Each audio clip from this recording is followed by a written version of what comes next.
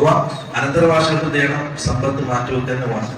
അവർ പ്രയാസപ്പെടുന്ന രീതിയിൽ ആ സമ്പത്ത് അവസാന കാലത്ത് മറ്റാൽ കൊടുക്കാൻ പാടില്ല എന്നുള്ളതാണ്.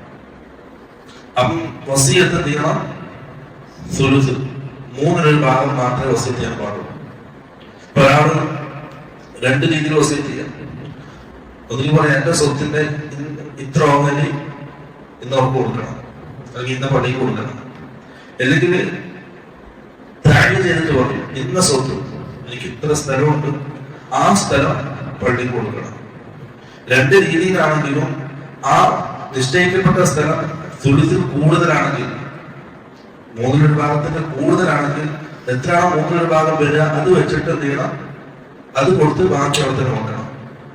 എങ്ങനെയാണെങ്കിലും 1/3 ഭാഗത്തിൽ കൂടുതൽ എന്ത് ചെയ്യാൻ പാടില്ല, വസിയത്ത് നടപ്പാക്കപ്പെടാൻ പാടില്ല. അത് അനന്തരവാസികൾക്ക് പ്രയാസകരം.